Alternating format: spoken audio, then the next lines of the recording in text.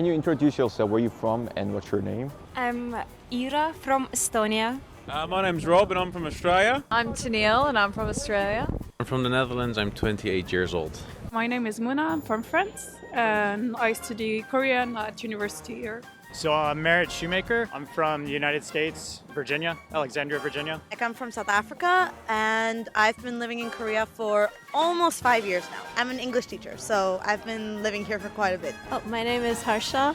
I'm also from South Africa and I've been here about 2.5 years. What brought you to Korea? Work. We moved here about 3 weeks ago. We're going to be here for about 3 years. Can I ask, what do you do? Embassy work. Embassy. Yep. Yep. I'm here from the model contract, for the model contract, yeah. It's actually for my business. I'm manufacturing makeup here. Sure, yeah, my girlfriend is from Seoul. So we met each other during traveling, and now we're here together to meet her friends and her family. So your girlfriend is Korean? Yes. Congratulations. Thank you so much. I hope so, right? I hope so. People usually laugh when I tell them this because it's kind of a cliche answer because it's BTS. Straight up. When I discovered Korea and Korean music and Korean culture, it was a very dark time in my life, and the Love Yourself series came out around that time. The music actually legitimately saved my life. Because of that, I wanted to give back to Korea and to the culture itself, to the country. So I came here as an act of gratitude. I wish I had a deep answer, but I was really just looking for a job and I saw a teaching job over here. And I knew some things about Korea from the media, watching dramas and the music, so I knew it was a comfortable place to live. So that's why I came here. Do you find a lot of difference between America and Korea? Yeah, I mean the language, that's a big one. The food is really good here. What was the best food? Bibimbap is good. Bibimbap is good. Kimchi is really good. People are really nice here. I would say they're nicer here than the United States. Okay. Yeah, people are really, really nice, approachable. When we thought about America, you guys always say hi to strangers. Yeah, we do, yep. Well, which means you guys are not friendly there. No, not to one another. I don't know, I feel very welcomed here. Everyone's very, very nice. If you're in the United States, people can be really rude. Do you find anything different compared to your country? First things first would be the temperature. It's quite hot in Australia right now. Really humid, Very muggy, hot. like 35, 38 degrees. It's disgusting, and here it's very nice and fresh and cold. So I enjoy the cold, so it's nice. It's refreshing. Cold's nice. You guys don't have a lot of chances to experience winter. No, we don't get much of a winter. Not in Brisbane anyway. Yeah. So you guys bought a new jacket here?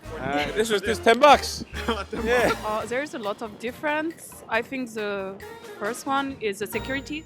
I can go out really late and come back at night without being worried about it. When I'm in France, I always carry my bag really near to me, or usually I will fake be on the phone with someone, or really work really fast for go back home if I have to go back home late at night in France.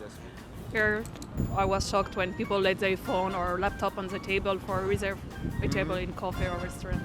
Stuff like this. Yeah, of course. It's two other words, Here is too many people. In Estonia, we have only 1 million for all country, and here it's one area, Too many shops and places where I can to go, and very many difference. Safety.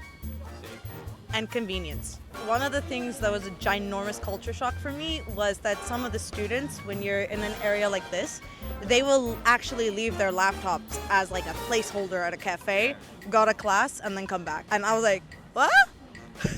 I was very confused. Yeah, same the safety aspect, being able to walk around the park even if it's midnight. I would tell my mom back home, I'm going for a walk, and she'd be really shocked that I'm out for a walk at midnight, and then be able to come back and go to a convenience store at 1 a.m. and I forgot milk, and at 1 a.m. you could buy milk. So like she said, safety and convenience. Everything was my favorite food. Since the moment I've been here, all the food has been so amazing. Japchae, kimchi, Korean barbecue, everything. I love it. You already visit her family? Yeah. First day she picked us up from the airport, and then we went to their home. They prepared a lot of food. It was amazing. So all the food, japchae, that kind of food is from her mom, I guess?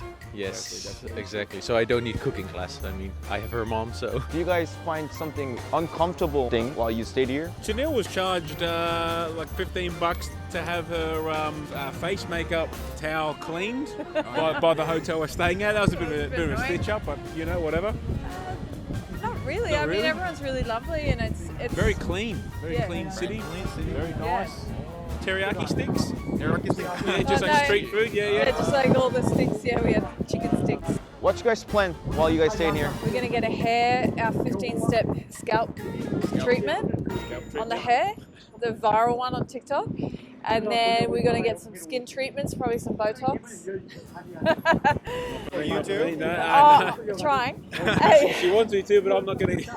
So the language can be a little hard. If we want to go to like a local restaurant and try to order, it can be difficult. That's the main part. I'm trying to learn the language and learn the alphabet so I can move around and stuff, but that's been the hardest part, just the language barrier. I think the more uncomfortable thing, more difficult is all the papers, like go to bank or like immigration is like difficult because sometimes people didn't speak English. So I understand, but it's sometimes hard because it's like difficult to know to speak with people even with like translator. Sometimes there is trouble and it's difficult to have help on this sometimes, but after I think I'm really lucky because I don't really have bad experience in Korea in general way. Well, I heard that France is more difficult about the paper problem. Yeah, true. Here is more efficient. In France, like it can last for a month just for have one paper. Like here is more efficient, but it's just for communication. I think it's more difficult. Language problem. Yeah. Right. And do you speak Korean? For the moment, it's not good. So what's your major? I study Korean language, but for the moment, I'm still beginning. So not thanks for very the good. interview. Sorry thank for you taking your time. No problem. I think not. Everybody is sweet for me. A lot of people don't know English. I don't know it also, but I'm trying to speak English. But a lot of people here just saying something in Korean, and I say like, I don't understand what you mean, and they don't stop talking in Korean.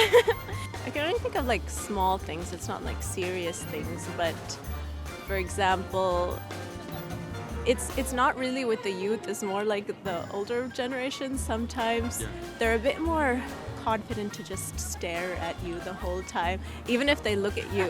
Even if you look back at them, they'll continue to stare at you.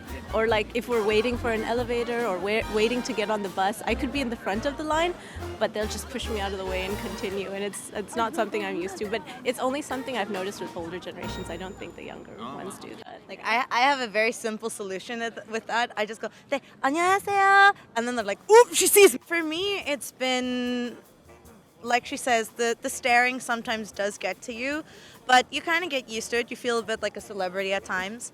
But one thing that sometimes made me a bit uncomfortable is the whole culture surrounding beauty. Like, for example, coming from South Africa, we're a little more curvaceous than Korean girls.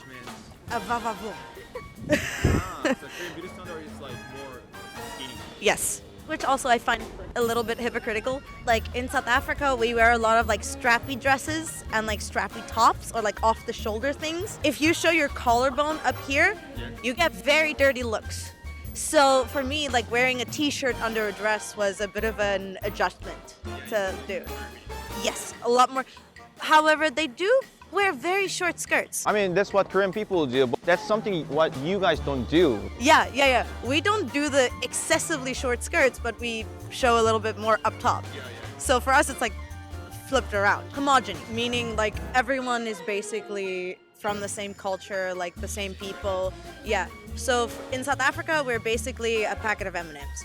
It's every race, gender, religion, ethnicity, and you're very flexible. And another thing that's very, very different is like the hierarchy. In South Africa, you only get respect if you've earned respect. Like it's not just given. Here, it's like you have to immediately show respect to an elder person. I mean, obviously, as a decent human being, you respect everyone, but like you don't just respect them because of age. You respect them because it's a good thing to do. I think also homogeny, the aspect is I've met a lot of people who are foreigners here, but they've lived here for a very long time and they speak the language and they're very comfortable here, but to a certain extent they can't fully assimilate into the culture because even if they fully speak Korean, You'll they have always an be the ID foreigner. card here, people will always treat them like, oh, that's so nice, the foreigner can speak Korean, instead of being like, oh, that's a Korean now because they've lived here long enough. They can even have children that don't have Korean, but they'll be considered like, oh, the foreigner can speak Korean, instead of feeling like they're part of the culture.